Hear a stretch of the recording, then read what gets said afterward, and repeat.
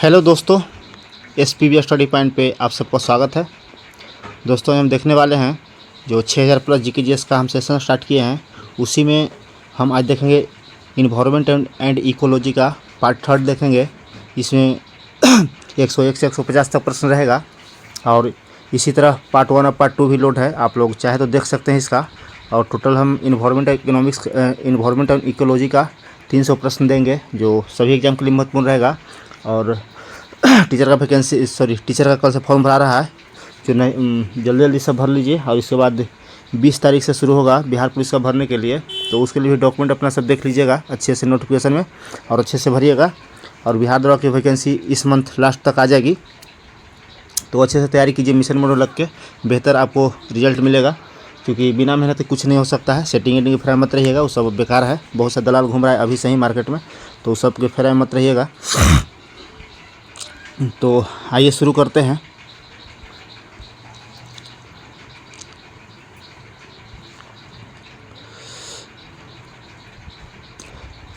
पहला प्रश्न है, निम्नलिखित में से कौन सी गैस वैश्विक उष्णता ग्लोबल वार्मिंग के लिए उत्तरदायी नहीं है?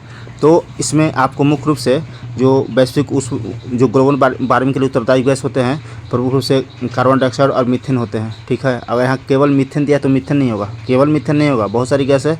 CO2 है, मीथेन है, SO2 है, NO2 है, इत्यादि गैस जो ग्लोबल वार्मिंग के लिए उत्तरदायी होता है। और केवल ऑक्सीजन का तो ऑक्सीजन तो होगा नहीं, ऑक्सीजन चूँकि लाभदायक है जीवन के लिए, और यहाँ ऑक्सीजन और कार्बन डाइऑक्साइड लगा है, तो ये भी नहीं होगा। नेक्स्ट प्रश्न है, जलवायु परिवर्तन का क्या कारण है? जलवायु परिवर्तन का क्या कारण है? तो इसमें जलवायु परिवर्तन के कारण की बात करें तो सभी हो जाएंगे इसमें, क्योंकि ग्रीन हाउस गैस से कैसे जो है जलवायु परिवर्तन का कारण है, जो आपका 0.003% आपको है जो CO2, जो प्रमुख रूप से ग्लोबल वार्मिंग के लिए उत्तरदायी है। अगर इसका परसेंटेज बढ़ता है तो तापमान भी बढ़ेगा पृथ्वी का, और जो बर्फ़ है पिघलना शुरू हो जाएंगे, तो ये आपका जलवायु परिवर्तन भी हो सकता है। ओजोन गैस का क्षरण भी है, आपको समताप मंडल में स्थित ओजोन परत है उसको जो आपका CFC गैस है वो बहुत प्रभावित कर रहा है। आगे है प्रदूषण, तो उपरोक्त सभी हो जाएगा इसमें आंसर। नेक्स्ट प्रश्न है, निम्नलिखित में से कौन सी एक गैस धरती पर जीवन के लिए हानिकारक और लाभदायक दोनों है? यानी कि हानिकारक भी है, जैसे CO2 हानिकारक भी है और लाभदायक भी है। CO2 कार्बन डाइऑक्साइड हानिकारक और लाभदायक दोनों है। लाभदायक इसलिए कि जब आपको पेड़ पौधे हैं जो फोटोसिंथेसिस या प्रकाश संश्लेषण करते हैं, तो कार्बन डाइऑक्साइड को लेते हैं और ऑक्सीजन को छोड़ते हैं।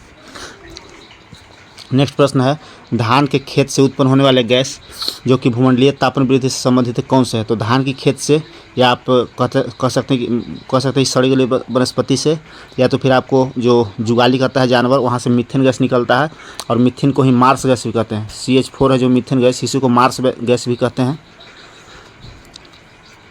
नेक्स्ट प्रश्न है, जुगाली करने वाले पशुओं से किस ग्रीन हाउस गैस निकलता है? तो अभी हमने बताया कि वहाँ से मीथेन निकलेगा, CH4 यानी कि मार्स गैस निकलेगा। आइए आगे ऑप्शन देख लेते हैं। ऑप्शन बी में है मार्स गैस, मीथेन। नेक्स्ट प्रश्न है, निम्नलिखित में कौन सा एक सर्वाधिक भंगुर पारिस्थितिकी तंत्र है जो वैश्विक तापमान द्वारा सबसे पहले प्रभावित होगा? तो सबसे पहले प्रभावित कौन होगा? वैश्विक तापमान। अगर ग्लोबल वार्मिंग होता है और पृथ्वी का तापमान बढ़ता है CO2 गैस बढ़ने के कारण, तो कौन सा सबसे पहले प्रभावित होगा? तो जो आर्कटिक एवं ग्रीनलैंड के हिम चादर हैं, जो बर्फ़ का जो चादर है, बर्फ़ का जो सिल्ली हैं, वो पिघलेंगे सबसे पहले, और बाढ़ की स्थिति पैदा हो जाएगी धरती पे। नेक्स्ट प्रश्न है कि वैश्विक ऊष्मन के फलस्वरूप निम्नलिखित में से किसकी बारंबारता और प्रचंडता बढ़ रही है? तो इसमें उपरोक्त सभी हो जाएगा। चक्रवात के भी आपको प्रचंडता और बारंबारता बढ़ रहा है, तूफान भी बढ़ रहा है, बवंडर भी बढ़ रहा है, उपरोक्त सभी इनमें से आंसर हो जाएगा। नेक्स्ट है कि निम्नलिखित में से कौन सी पिछली शताब्दी में पृथ्वी का औसत तापमान में वृद्धि प्रदर्शित करता है? यानी पिछली शताब्दी में तो 0.8 डिग्री सेल्सियस पिछली शताब्दी में प्रदर्शित किया था। नेक्स्ट है कि आज कार्बन डाइऑक्साइड के उत्सर्जन में सर्वाधिक योगदान देने वाला तो कौन सा देश है? तो चीन सर्वाधिक योगदान देता है कार्बन डाइऑक्साइड को उत्सर्जन करने में, और चीन है जो कृत्रिम सूर्य बना लिया है। नेक्स्ट प्रश्न है,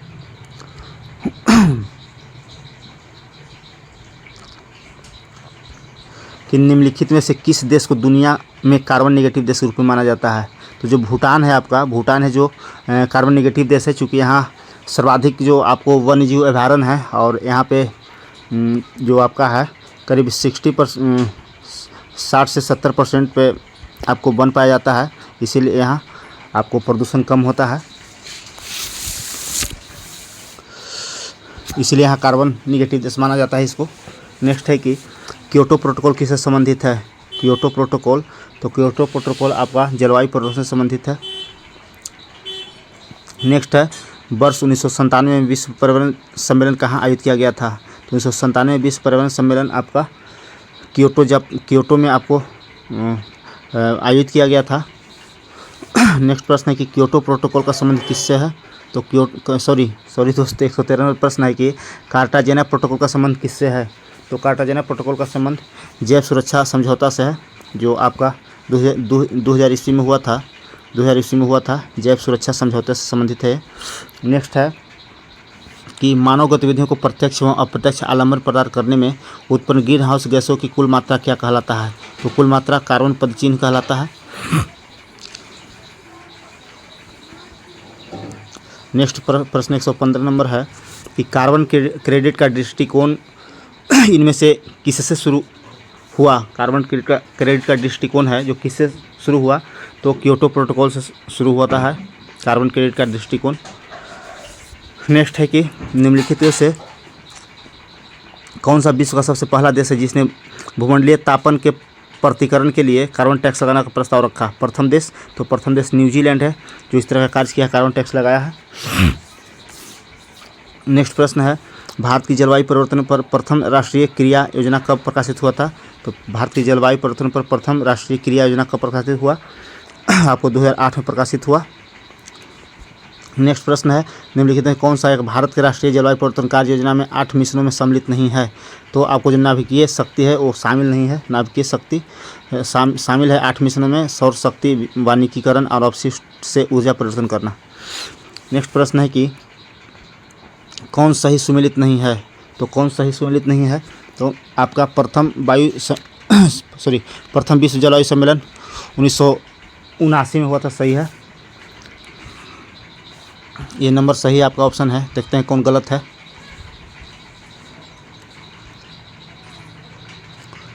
तो प्रथम पृथ्वी शिखर सम्मेलन एजेंडा 21 के साथ 1992 में हुआ था, ये भी सही है। पृथ्वी शिखर सम्मेलन 5 यानी 5 साल बाद 92-95 में, ये भी सही है। कार्बन व्यापार मॉन्ट्रियल प्रोटोकॉल, ये गलत है। मॉन्ट्रियल प्रोटोकॉल आपको ओजोन संरक्षण से संबंधित है।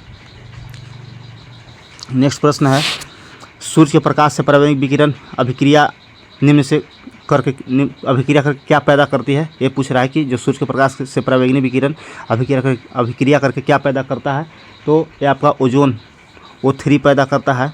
O3 ये आपको जो कार्बन मोनोऑक्साइड है सर्वाधिक विषाक्त गैस है, आपको रक्त में घुल करके श्वसन क्रिया को बाधा करता है और अंततः व्यक्ति को मौत हो जाता है। नेक्स्ट प्रश्न है वायुमंडल में उपस्थित ओजोन द्वारा निम्नलिखित में से कौन सा विकिरण अवशोषित किया जाता है। तो जो पराबैंगनी किरण होता है उसको आपको जो ओजोन द्वारा अवशोषित किया जाता है। और अभी थोड़ा देर पहले हमने बताया था कि ओजोन परत का जो प्रधानता है समताप मंडल में सर्वाधिक है, समताप मंडल में। नेक्स्ट प्रश्न है कि वायुमंडल ओजोन परत, तो ओजोन परत वायुमंडल में पृथ्वी पर पराबैंगनी किरणों से जीवन की रक्षा करता है। नेक्स्ट प्रश्न है ओजोन परत कहाँ स्थित है। अभी हमने बताया समताप मंडल में स्थित है ओजोन परत। कुछ भाग इसको क्षोभ मंडल में भी है, बट समताप मंडल में सर्वाधिक है इसका। नेक्स्ट प्रश्न है कि निम्नलिखित में से किस में ओजोन की सर्वाधिक सांद्रता मिलती है। तो इसमें हो जाएगा आपको स्ट्रेटोस्फीयर या समताप मंडल, यहाँ अंग्रेजी में दे दिया है इसका नाम स्ट्रेटोस्फीयर या समताप मंडल। नेक्स्ट है कि वायुमंडल की सबसे निचली परत, तो क्षोभ मंडल हो जाएगा सबसे निचली परत जहाँ मौसमी घटनाएं घटती है। और आयन मंडल तो समताप मंडल में स्थित है जहाँ वायुयान उड़ाने के लिए उचित माना जाता है। रेडियो तरंग आपको जो आयन मंडल होता है, सॉरी दोस्त यहाँ आयन मंडल में आपका ओजोन जो ओजोन लेयर है आयन मंडल नहीं पाया जाता है, और समताप मंडल में पाया जाता है। आयन मंडल में आपको रेडियो तरंग यहाँ से उत्सर्जित होता है, जो रेडियो टेलीविज़न संचालित होता है यहाँ से। यहाँ समताप मंडल है, इसमें O3 पाया जाता है यानी ओजोन। नेक्स्ट है कि समताप मंडल में ओजोन के एक स्तर को प्राकृतिक रूप से कौन विनियमित करता है। तो एक स्तर कौन विनियमित करता है, तो इसमें आपका हो जाएगा नाइट्रोजन डाइऑक्साइड। नाइट्रोजन डाइऑक्साइड विनिमित करता है। नेक्स्ट प्रश्न है, इनमें से कौन सा क्लोरोफ्लोरोकार्बन के लिए सही नहीं है? क्लोरोफ्लोरोकार्बन के लिए सत्य क्या नहीं है? तो यह पहला ऑप्शन है कि यह प्रतिषेधकों के रूप में प्रयोग में लाई जाती है, यह आपका सही है। यह ग्रीन हाउस प्रभाव में योगदान नहीं देता है, ये आपका गलत है। ऑप्शन बी इसका आंसर हो जाएगा।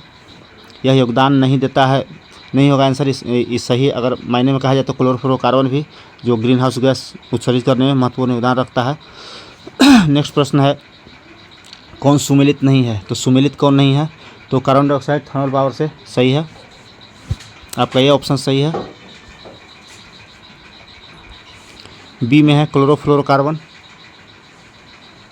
क्लोरोफ्लोरोकार्बन ये आपका गलत हो जाएगा, क्योंकि क्लोरोफ्लोरोकार्बन आपको प्रशीतक से या फ्रिज से निकलता है, या तो फिर फोम जो आपका सेविंग करने वाला होता है फोम उससे भी निकलता है। मीथेन आपको जलमग्न धान के खेत से मिलता है या जुगाली करते हुए जानवर से मिलता है। सल्फर डाइऑक्साइड ईंट के भट्टे से निकलता है गैस। चलिए नेक्स्ट प्रश्न है, ओजोन छिद्र का कारण क्या है? ओजोन छिद्र का कारण तो क्लोरोफ्लोरोकार्बन जो प्रमुख रूप से योगदान देता है ओजोन क्षेत्र में। नेक्स्ट प्रश्न है, ओजोन परत को सर्वाधिक नुकसान पहुंचाने वाला प्रदूषक कौन है? ओजोन परत को तो फिर क्लोरोफ्लोरोकार्बन इसमें भी हो जाएगा। क्लोरोफ्लोरोकार्बन है जो सर्वाधिक नुकसान पहुंचाता है, CFC गैस जो प्रशीतक से निकलता है। ओजोन छिद्र का निर्माण सर्वाधिक है कहाँ पे? तो दक्षिणी ध्रुव कह सकते हैं या फिर अंटार्कटिका के ऊपर कह सकते हैं। दक्षिणी अंटार्कटिका के ऊपर जो ब्रिटिश वैज्ञानिक यहाँ पता लगाया है। नेक्स्ट है कि मॉन्ट्रियल प्रोटोकॉल किससे संबंधित है?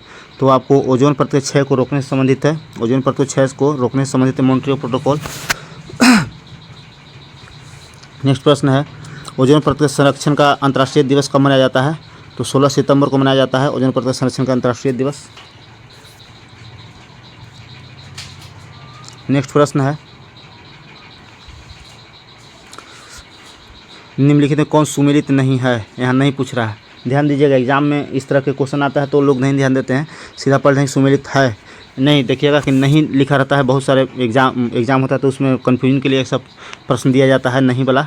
तो देखिए ओजोन परत आपको क्लोरोफ्लोरोकार्बन ये दुष्प्रभावित होने का कारण बताया है, तो क्लोरोफ्लोरोकार्बन से दुष्प्रभावित ओजोन हो रहा है। नेक्स्ट है कि अम्ल वर्षा नाइट्रिक ऑक्साइड यानी कि N2O नहीं, N2O नहीं होगा, NO2 हो जाएगा। NO2 हो जाएगा यहाँ पे, तो अम्ल वर्षा यही गलत है। SO2 और NO2 अम्ल वर्षा के लिए जिम्मेवार है, बाकी सब सही है इसमें है, यही सुमेलित नहीं है। नेक्स्ट है कि निम्नलिखित में से कौन सा एक ओजोन का अपक्षय करने वाले पदार्थों के प्रयोग पर नियंत्रण करने और उन्हें चरणबद्ध रूप से प्रयोग बाह्य करने के मुद्दे से संबंधित था? तो ये आपको मॉन्ट्रियल प्रोटोकॉल था, जापान में हुई थी। नेक्स्ट है, सूर्य से आने वाली हानिकारक पराबैंगनी विकिरण निम्नलिखित किस कारण क्या कारण होता है पराबैंगनी किरण से? तो त्वचा कैंसर होता है। जो पराबैंगनी किरण आता है उसे त्वचा कैंसर होता है। नेक्स्ट है कि वैज्ञानिकों के निम्न टीमों में से किसने सर्वप्रथम अंटार्कटिका के ऊपर ओजोन क्षेत्र का पता लगाया है? तो ब्रिटिश वैज्ञानिक ने पता लगाया है। नेक्स्ट प्रश्न है कि निम्नलिखित में से कहाँ पर सदाबहार वन पाए जाते हैं? तो सदाबहार वन मुख्य रूप से पश्चिमी घाट और पूर्वी हिमालय में पाया जाता है। और यहाँ देखिए क्या देता है आंसर आपका, यहाँ पे आपका हो जाएगा पश्चिमी घाट। पश्चिमी घाट में सदाबहार वन पाए जाते हैं। यहाँ सर्वाधिक पश्चिमी घाट या पूर्वी हिमालय हो जाएगा फिर, ठीक है, पूर्वोत्तर भारत में हो जाएगा। तो जो पश्चिमी घाट है वहाँ पे सर्वाधिक वर्षा होती है, सर्वाधिक वहाँ पे मतलब ताप भी होता है, इसीलिए वहाँ पे सदाबहार वन विकसित हुआ है। नेक्स्ट है कि निम्नलिखित में से किस प्रकार के वनों में अधिकतम पादप विविधता पाई जाती है? तो अधिकतम पादप विविधता उष्णकटिबंधीय आर्द्र पतझड़ वन में पाए जाते हैं। ऐसे कहा जाए तो जैव विविधता सर्वाधिक भारत में कहाँ पाया जाएगा? तो आपको जो केरला में है, एक आपका शांत घाटी है या शांत वैली, यहाँ पे सर्वाधिक आपको जैव विविधता पाया जाता है, हॉटस्पॉट क्षेत्र है। नेक्स्ट है कि निम्नलिखित में से किस एक वन प्रारूप में सागौन टीक एक प्रभावी वृक्ष है? तो प्रमुख रूप से उष्णकटिबंधीय आर्द्र पर्णपाती वन का जो सागौन है टीक है वो वृक्ष यहीं पाया जाता है उष्णकटिबंधीय आर्द्र पर्णपाती वन में। नेक्स्ट है निम्नलिखित में से कौन सा एक संरक्षित कक्ष वनस्पति क्षेत्र है? तो संरक्षित कक्ष वनस्पति क्षेत्र आपका गोवा में हो जाएगा। जैसे आपको कच्छ का रण याद होगा कि गुजरात में है। नेक्स्ट प्रश्न है कि भारत के निम्नलिखित क्षेत्रों में से किस एक में मैंग्रोव वन, सदा पर्णपाती वन और पर्णपाती वनों का संयोजन मिलता है? तो अंडमान निकोबार द्वीप समूह है, यहीं पे आपको मिलता है।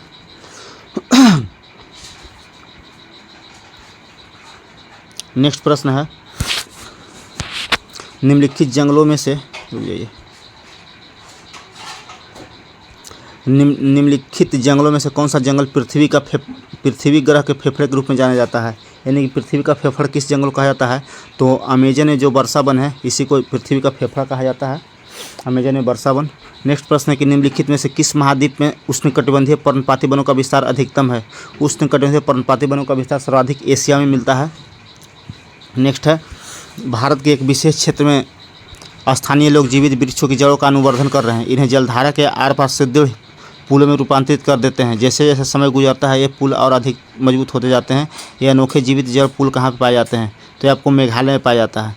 क्या है कि वहाँ की एक मतलब वृक्ष का ही इस तरफ से उस तरफ मतलब कर दिया गया है और दिन पर दिन और विकसित होते जा रहा है और उसको मतलब जीवित जड़ पुल भी कहते हैं, चूँकि वृक्ष है तो जीवित ही है।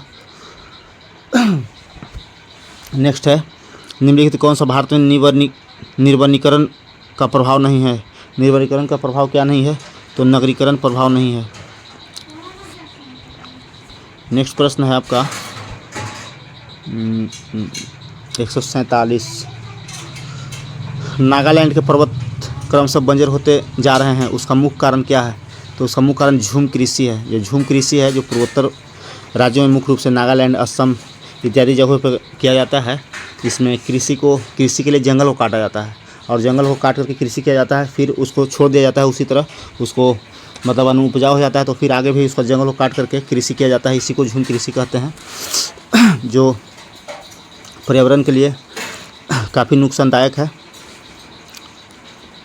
और एक होता है जैविक कृषि जो पर्यावरण के लिए सर्वाधिक उपयोगी है, यानी कि महत्वपूर्ण है या आप कह सकते हैं लाभदायक है। नेक्स्ट प्रश्न है कि वन ह्रास का मुख्य कारण क्या है? तो वन ह्रास का मुख्य कारण औद्योगिक विकास करना है। औद्योगिक विकास करने के लिए वनों को काटा जाता है अधिकतम माने एक बृहद पैमाने पे। नेक्स्ट प्रश्न है भारत का निम्नलिखित कौन सा नगर वृक्षारोपण में विशिष्टता रखता है? तो बालपराई है जो वृक्षारोपण में विशिष्टता रखता है। नेक्स्ट प्रश्न है भारत में उपयुक्त परिस्थितिकी संतुलन बनाए रखने के लिए वन आच्छादन हेतु न्यूनतम संस्तुत भूमि क्षेत्र क्या है? तो न्यूनतम संस्तुत भूमि क्षेत्र 33% है। और यहाँ वन की बात करें तो Indian state of forest report के अनुसार 2021 रिपोर्ट के अनुसार वन जो होता है आपका, जो वन एवं वृक्ष में टोटल अगर पूछा तो कितना परसेंट पे है अभी भारत में? तो 24.62% पे वन और वृक्ष है। एक मिनट रुक जाइए, कलर चेंज करने दो। जैसे हम बता रहे हैं कि जो इंडियन फॉरेस्ट रिपोर्ट 2021 जारी हुआ था, इसमें आपको वन और वृक्ष की बात करें तो भारत में 24.62% उपस्थित है, 24.62% है। और केवल वृक्ष की बात करें तो 2.91% है, 2.91% है। और फिर बात करता है कि वन कितना परसेंट है अभी भारत में? तो वन आपका 21.71% है, 21.78%। तो याद रखिएगा, एग्जाम में आपको आएगा, बिहार पुलिस या बिहार दरोगा या बीपीएससी में कहीं भी टपक सकता है क्वेश्चन। तो इस प्रकार से हमने 50 प्रश्न कंप्लीट कराया। इस प्रकार से टोटल जो 150 प्रश्न है जो 3 वीडियो में कंप्लीट किया इन्वायरमेंट और इकोलॉजी का। इसी तरह से हम 6000 प्रश्न आपको हम पूरा कर देंगे। तो दोस्तों अगर वीडियो अच्छा लगा होगा तो अपने दोस्तों के पास शेयर कीजिए और आप भी खुद लाइक कीजिए और कमेंट कीजिए अगर कुछ कमी दिखता है तो। और वीडियो को लास्ट तक देखने के लिए धन्यवाद।